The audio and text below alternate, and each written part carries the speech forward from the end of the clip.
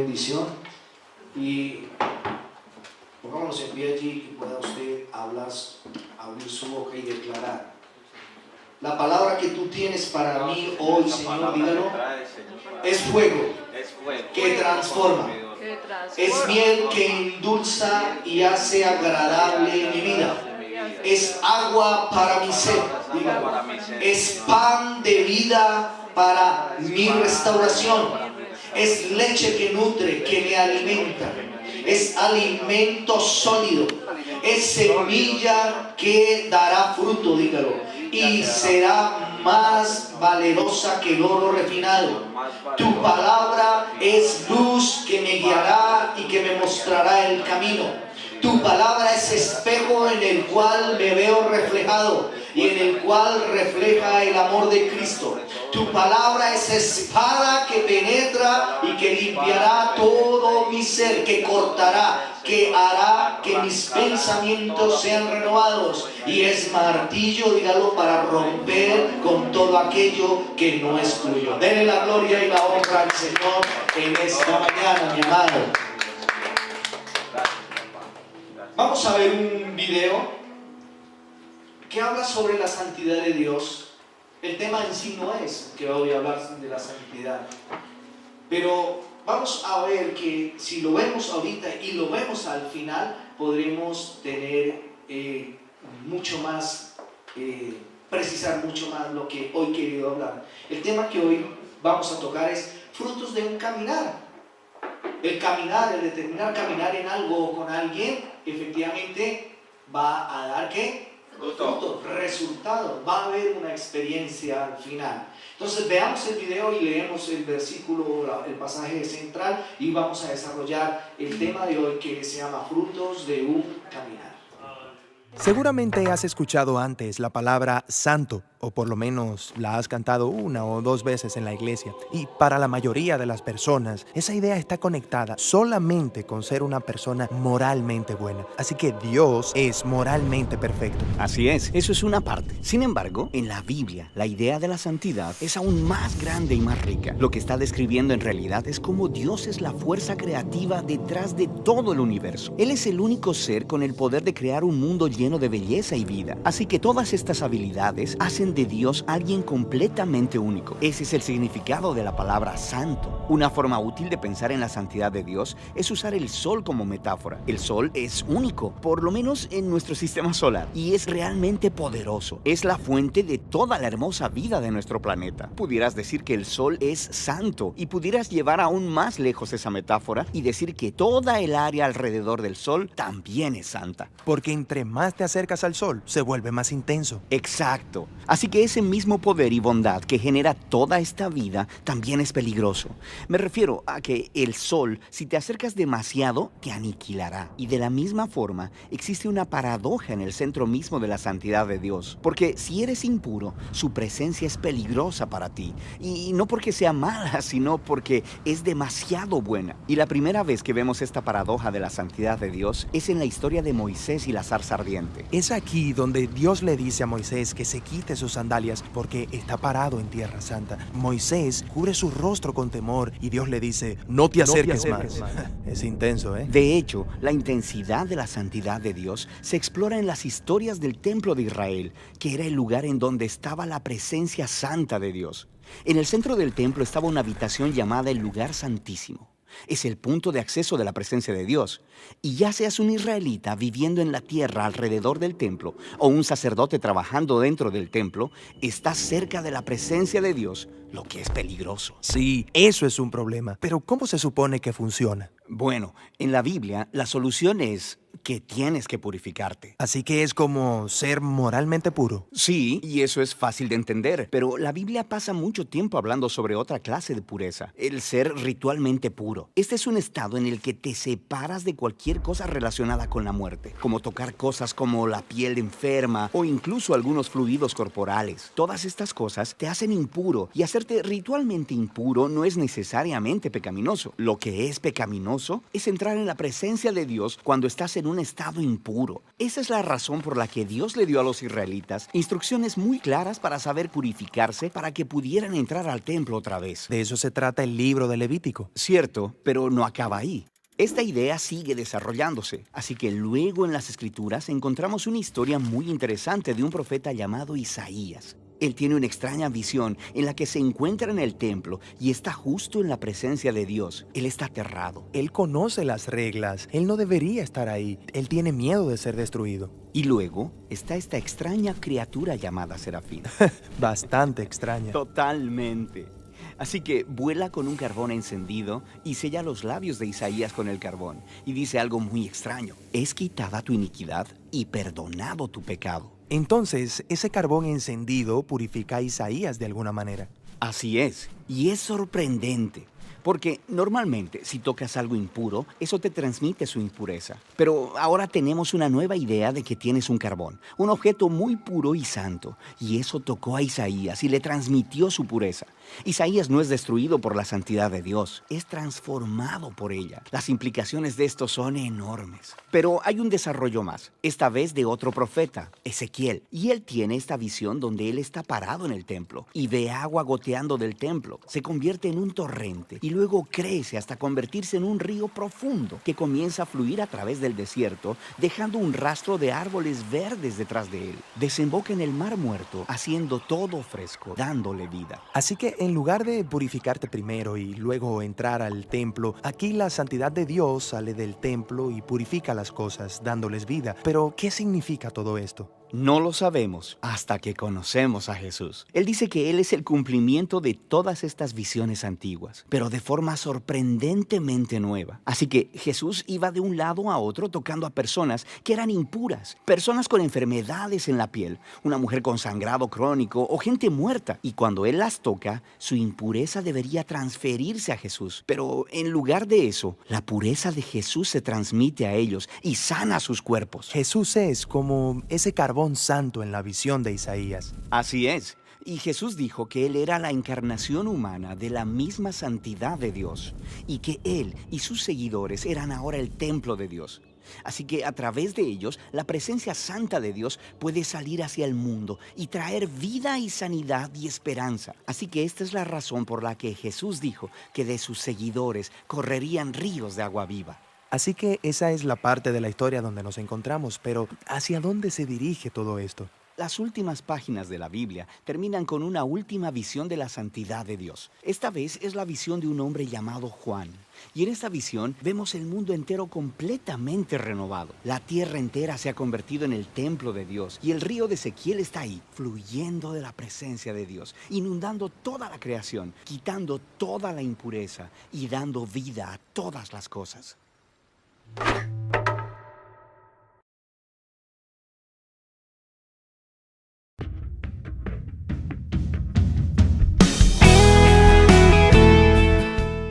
¿Verdad? ¿Cómo nos explican, o es decir, cómo podemos ver por qué es la santidad?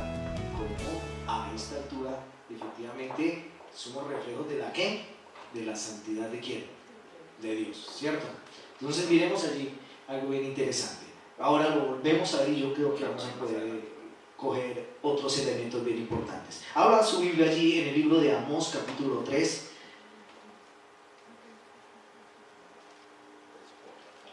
El libro de Amós, capítulo 3.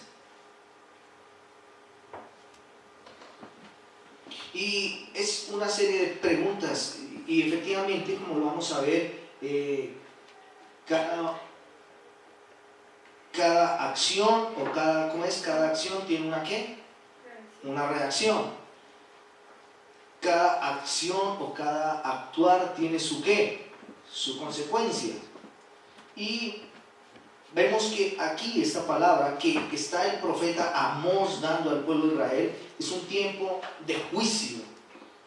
Y no es porque el pueblo estuviera en malas condiciones económicas, al contrario, estaba en ese momento en un apogeo y por lo tanto eso les permitió desviarse. Algo curioso que pasaba con el pueblo de Israel, que suele suceder con nosotros como humanos, es que aún estando en circunstancias adversas nos alejamos de Dios, ¿cierto? Pero pueden venir en momentos de bendición, de prosperidad, o momentos efectivamente de un gran bienestar, y ya no necesitamos de Dios. Entonces, ¿qué hacemos? Pues el ser humano se aleja. Pero las personas que pueden tener una buena posición económica, pues ustedes dirán, bueno, ¿yo por qué no necesito a Dios? Pueden llegar a concluir. Eso le pasaba al pueblo de Israel. Malos sí tenían, peor sí no. Entonces Dios está aquí dando una palabra de juicio, si usted lee los antecedentes, y dice: oíd esta palabra que ha hablado Jehová contra vosotros, hijos de Israel, contra toda la familia que hice subir de la tierra de Egipto. Dice así: a vosotros solamente he conocido de todas las familias de la tierra, por tanto os castigaré por todas vuestras maldades. Y mira esta pregunta tan interesante: ¿andarán dos juntos si no estuvieran de acuerdo? ¿Rugirá el león en la selva sin haber presa? ¿Dará el leoncillo su rugido desde su guarida si no apresare? ¿Caerá el ave en lazo sobre la tierra sin haber cazador? Se levantará el lazo de la tierra si no ha atrapado algo. Se tocará la trompeta en la ciudad, y si no se tocará la trompeta en la ciudad y no se alborotará el pueblo. ¿Habrá algún mal en la ciudad el cual Jehová no haya hecho? Porque no hará nada Jehová el Señor sin que revele su secreto a sus amigos los profetas. Es una palabra fuerte, ¿cierto? Pero coloca dos caras ahí. ¿Será que el león no ruge? ¿O por qué ruge el león más bien? Pues porque sabe que hay una presa que efectivamente va a cazar. Si el que toca la trompeta no la toca, ¿el pueblo se alborotará? No. Si la toca, el pueblo se alborota, ¿cierto? Es una serie de preguntas allí, pero me llama mucho la atención en el versículo 3, cuando dice: miren esto, ¿andarán dos juntos si no estuvieran de acuerdo? Es algo bien interesante allí. ¿Por qué? Porque efectivamente el andar, el caminar, el proseguir en alguna dirección, en alguna expectativa, en algún mover, y en este momento estamos andando, caminando, ¿como qué? Como hijos de Dios. ¿Está usted de acuerdo que está caminando como hijo de Dios? Y efectivamente, como les decía, todo efecto tiene su causa, toda acción tiene su reacción, toda actitud o toda decisión tiene su consecuencia en alguna de nuestras vidas. Efectivamente, en este momento vemos allí cómo el pueblo de Israel, a consecuencia de esto, tiene su respuesta por caminar fuera de los parámetros y de los designios de Dios. Entonces miren lo importante allí. Y sabemos que, por ejemplo, Abraham fue llamado. ¿Cuántos han sido llamados en esta mañana? Amén. Todos hemos sido llamados, efectivamente. Hemos sido llamados ¿a qué? Al conocimiento de Dios, a conocerle, a vivir de acuerdo a los parámetros de la palabra de Dios, a poder apropiarnos de lo que estos símbolos, estas representaciones dan de la palabra, como espada, como miel, como alimento, ¿cierto? Y eso, profundicen en eso y verán cómo efectivamente se afirma uno en esos sentidos que dan de la palabra de Dios, o en esos significados. Entonces, Abraham fue llamado ¿de dónde? De un pueblo que era ¿qué? Pagano. Era pagano, de Ur de Caldeo, por allá. El pueblo de Israel fue llamado no porque tuvieran atributos, o Abraham, exactamente, o él no hizo nada. ¿Hizo algo? No. Pues hizo algo después de que tuvo el llamado. ¿Qué fue lo que hizo? Obedecer. Exactamente, pues tuvo un llamado, caminó con Dios, fue vista la gloria de Dios a través de cada uno de los episodios en los cuales se le manifestó, desde el mismo momento en que lo llamó, en su promesa que le hace. Efectivamente, entonces él caminó con Dios. Enoc dice que caminó con Dios y fue traspuesto. ¿Por qué creen que fue esa actitud o la consecuencia de por qué se lo llevó Dios, porque había una actitud de ¿qué? De santidad, de consagración, de conocer y de ver a Dios. Pero miremos que hay 4 puntos, miremos, en los cuales es necesario considerar en un caminar. Y hoy en día, como estamos como hijos de Dios, como creyentes, como personas que tienen efectivamente un conocimiento de la palabra de Dios, y aquellos que tú vas a tener que instruir, que vas a tener que discipular, que vas a tener que ministrar, efectivamente también tienes que darles a mostrar que todo tiene su consecuencia. Efectivamente somos a veces ligeros porque no medimos las consecuencias, ¿cierto? No medimos las consecuencias en cuanto a qué resultado va a tener mi actitud hoy en día o lo que hice hace unos años. Pues la palabra de Dios dice que corta maldiciones, ¿cierto? Pero hay consecuencias, claro, y las pueden vivir ¿quiénes? Nuestra descendencia, las generaciones. Que Dios es misericordioso y corta maldiciones, sí, pero efectivamente habrán situaciones. Entonces miren lo importante en eso. Hay que mostrar que efectivamente todo lo bueno que tú decides, todo lo loable que decides, efectivamente también va a tener su muy buena respuesta. Lo que sea medianamente bueno, pues va a tener, y lo que sea en el campo que está fuera de los caminos de Dios, va a tener ¿qué? Su consecuencia. Miremos allí otra cosa bien importante, y es que, ¿cómo vemos nosotros cuando estamos en ese caminar? ¿Cómo vemos? ¿Cómo es nuestra perspectiva? Ustedes recuerdan allá en el capítulo, miremos allá en el capítulo Segunda de Reyes, miremos allá en Segunda de Reyes, en el capítulo 6, están los sirios queriendo irse contra Israel. Le resumo la primera parte. Y este rey empieza a decir, váyanse a tal lado y por allá vamos a sitiar a Israel. Y resulta que está el profeta, ¿quién? Eliseo. Y el profeta Eliseo le decía al rey de Israel, ojo que va a atacar al rey de Siria por tal lado. Y como dicen, iban y le hacían frente. Y cansado el rey de Siria de por qué les daban preciso en el blanco, no quiero decir que les adivinaban, porque ¿quién era el que estaba diciéndoles, oh, Dios a través del profeta, ¿cierto? Vaya que van. Y este rey dice, bueno, ¿y quién es el que dijo? No, es que es el varón de Dios, el profeta que está allá en Israel, el que les avisa para dónde es que nosotros vamos a atacar. Entonces dice, pues fácil, ¿qué voy a hacer? ¿Cuál es la solución?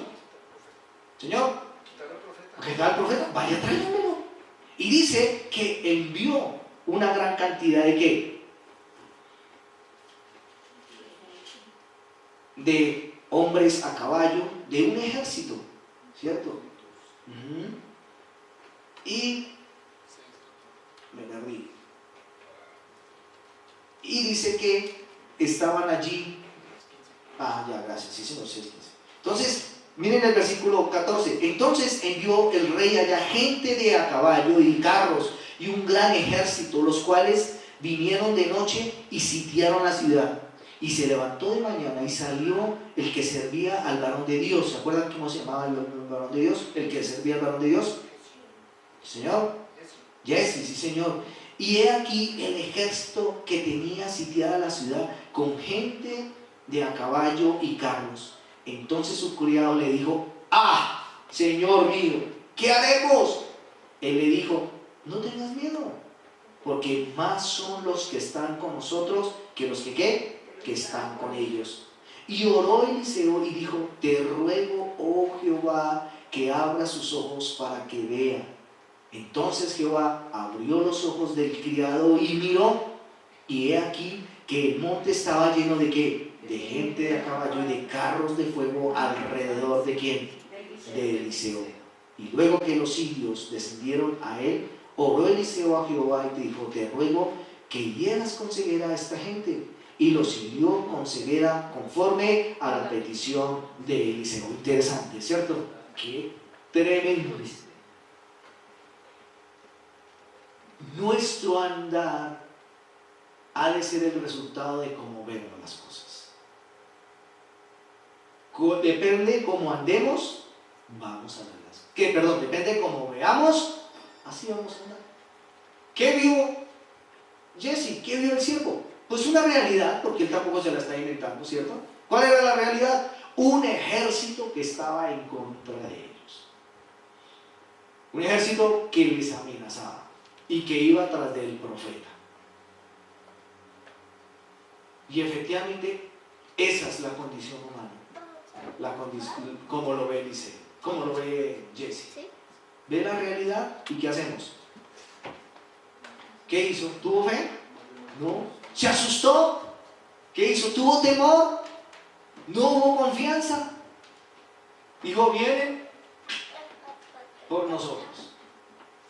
Pero ¿qué es necesario que ocurra para que las cosas sean diferentes? Que Dios abra nuestros ojos. Entonces, en un caminar, en un andar, mi amado, como hijo de Dios, tenemos que pedirle a Dios que cambie nuestra forma de ver las cosas. Mire, podemos llevar muchos años, ya sea de vida normal o en el cristianismo, y podremos estar viendo diferente a como Dios quiere que veamos. Y podemos neciamente afirmar y decir, no, esta es lo real. Entonces, miren lo importante. Entonces, todos los días tenemos que estar orando al Espíritu Santo diciéndole que ábreme los ojos, muéstrame, Espíritu de Dios. Porque efectivamente en tu caminar diario, en tu andar, ¿cuántas veces en estos 12 años Nelson y Raquel han tenido que decirle al Señor, ábreme los ojos frente a esta situación? Muchas veces, ¿cierto? Muéstranos. Y a veces sí nos tienen que abrir los ojos, como dicen, como si nos fueran a echar gotas. ¿Por qué? Porque tenemos posiciones de pronto necias o posiciones erradas y creemos que son las ciertas. Solo el Espíritu de Dios hará que esto pase.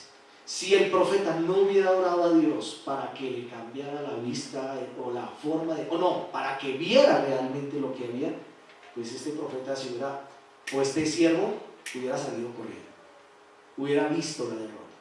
Pero qué bueno que Dios nos hace ver desde la perspectiva de Él cómo hemos de andar. Pasó con los espías, con los 12 espías, ¿cierto? ¿Qué vieron 10 espías? Vieron más la amenaza que la bendición. ¿Había bendición en la tierra? Claro que sí. Gran bendición. Sobrenatural. Pero solo 2 vieron la bendición antes que la amenaza, que el peligro, que la acechanza. Oramos para que Dios todos los días de nuestra vida, en nuestro caminar, en nuestro andar, ya sea como parte de una familia, en el ministerio, en todo lo que hagamos, en tu profesión, en la labor que hagas, Dios nos permita ver más allá y poder ver esos ejércitos y carros a caballo, como dice allí, ver la mano de Dios puesta en nuestras vidas, el respaldo de Dios. Porque que sí es fácil que nos podamos contaminar o podamos desviar nuestra visión, nuestra mirada, como la vieron esos 10 espías, como la estaba viendo Jesse en ese momento. Es muy fácil, ¿cierto? Es muy fácil. Y sí que a veces la ve uno cuando de pronto las personas más allegadas le dicen a uno, no, eso no pasa, o usted, ¿por qué sigue insistiendo? ¿Cierto? ¿O por qué tal otra cosa? No, yo lo veo diferente. Hay una amada hermana que le dicen del hijo tal cosa y ella dice, no, yo veo a mi santo varón como un hombre de Dios, y sigue profetizando, así sea el chino un atrevido, pero ora y clama y declara que su hijo va a ser un hombre de Dios. Amén. ¿Cuántos debemos de declarar eso nosotros? En todo momento, porque en este andar tenemos que ver con los ojos de Cristo Jesús, porque va a haber fruto, ¿cierto? Si ganamos con vacilación, con temor, pues va a haber fruto. Y tremendo lo que dice la palabra, que el hombre de doble ánimo es inconstante en todos sus caminos, que seremos como veletas llevados por el viento, Pero si nos afirmamos en nuestro andar, en nuestro caminar, de acuerdo con Dios, porque dice Amós, andarán dos en el camino y no estarán de acuerdo, tenemos que ponernos de acuerdo con Dios. Nosotros con Dios, no Dios con nosotros. Nosotros con Dios, ¿cierto? Saber que cada palabra, que cada designio de Dios está en ese propósito. Miremos que también hay algo bien importante. Porque es que cuando caminamos o andamos de acuerdo a nuestros ¿qué? Pensamientos. Y Dios es claro. ¿Qué tipo de pensamientos tiene para nosotros? Ustedes lo conocen muy bien. Sí, Jeremías 29:11. Gracias, Carlita. Porque yo sé los pensamientos que tengo acerca de ¿quién? De vosotros. ¿Quién dice? Jehová. Pensamientos de paz y no de mal, para daros el fin que esperáis. ¿Qué fin esperamos en nuestras vidas? Así no conozca a Dios, no le pregunto a usted qué fin espera de su vida o cómo quiere terminar sus días, ¿cierto? Pues muchos no le dirán, no, yo espero que terminara así, basado, decrépito o arruinado. Ninguno le va a decir eso, ¿sí o no? Por más de que ahí sí, como dice, no conozca a Dios, no va a querer eso. ¿Cuál es el fin que esperamos nosotros? Como hijos de Dios, que estamos caminando, que estamos andando en sus caminos, en sus planes. Bendición, respaldo. Sobre todas las cosas, el respaldo para permitir que seamos portadores de su palabra. Un predicador decía eso, que lo que más anhelaba era que si el día que el Señor lo llamara y si estaba predicando, pues que así fuera. Y no sé si no que le dio ahí un infarto en el púlpito, ya lo tenía que morirse, ¿no? Pero él quería eso. Y eso es lo que cada día, ¿qué anhelamos? ¿Qué fin anhelamos nosotros? En nuestro caminar, en nuestro andar. Porque vuelvo y les digo, nuestro caminar, nuestro andar, lo que tú caminas hoy con Cristo Jesús, Camila, ha de tener fruto.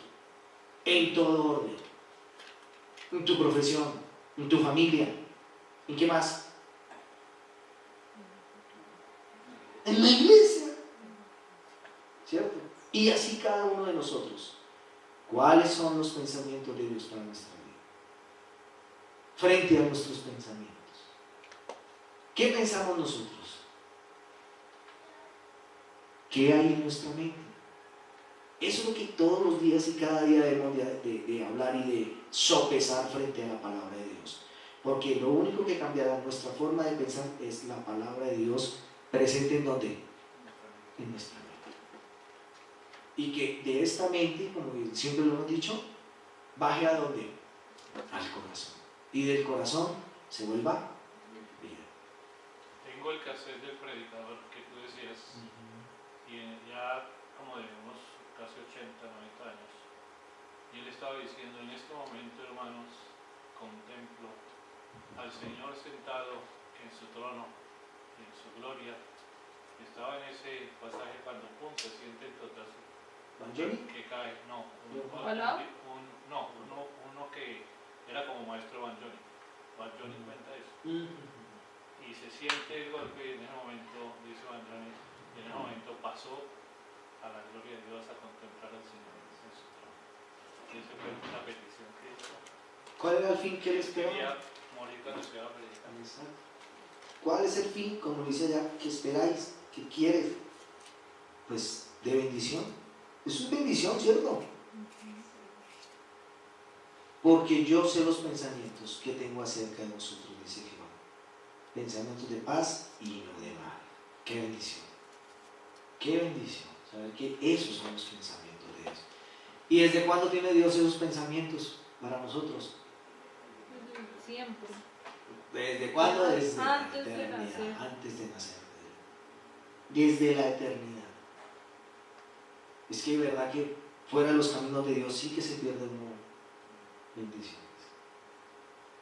Pues estamos llamados a declarar, a transmitir esos pensamientos de Dios. Así que cada día que nos levantemos, ¿cuál ha de ser nuestra oración? Muéstrame, Señor, ¿qué?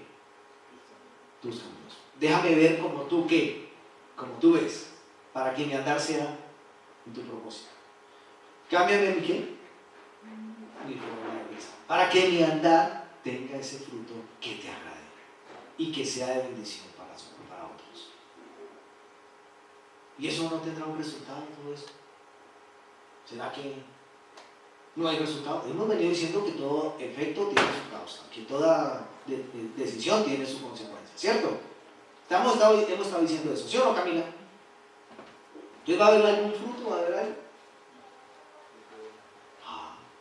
¿Qué será de Dios para que su santidad esté entre nosotros?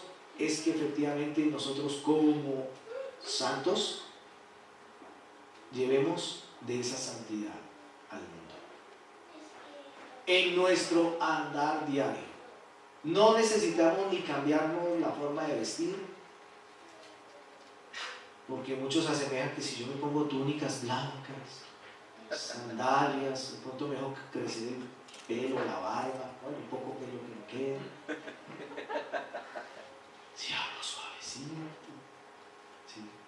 si no como carne, ¿cierto? Si no tal cosa, si me prenden tantas velas. Ese no es el concepto de santidad que la palabra nos enseña, ¿cierto? Es diferente. Entonces miren lo importante allí. Ese es uno de los propósitos que Dios cumplirá en nosotros, que tú reflejes la santidad de Cristo Jesús. Hemos sido llamados a eso. Y siempre lo hemos dicho, ¿cierto? Uno le tenía como que le dijeran a uno santo, si no me he muerto, decían por ahí, no me han canonizado. No me han canonizado para que me llamen santo. Pero cuando tú vas a la palabra y cuando uno ve las despedidas de Pablo, salúdenme a los santos en Tesalónica, salúdenme a los santos, no es que estuvieran muertos, estaban vivos, ya estaban cumpliendo la labor. Qué bueno que veamos, salúdenme por favor, Freddy, a la santa de Omairita en la casa, ¿sí? Santo varón del Pedro, salúdenmelo por allá. Y a veces nos da como cierto, pero no. Dios nos hizo santos desde el momento en que le reconocimos. Amén. Y hay una santidad práctica, diaria, que esa es la que tenemos esa sí es la que tenemos que velar y cuidar, ¿cierto? Esa es la que tenemos que estar allá en la palabra de Dios. Señor, que yo pueda cada vez más llegar a esa oportunidad de ser cada vez más santo. No creerme el santo, sino aquel que se parece a Cristo, aquel que se aparta, que está dispuesto para la obra, ahí es donde está. Así que, santas y santos, el andar con Dios tiene que dar fruto. Tiene que dar fruto. Que a veces de pronto como que le ponemos un retardante nosotros, pues la llenura del Espíritu Santo, ¿cómo se manifiesta? Cuando yo cada día más propendo por ella, ¿cierto? Cada vez más me esfuerzo. Y efectivamente eso va a saltar a la vista del mundo. No para vanagloria, no para que nos llamen los... A mí cuando pequeño me decían el santito.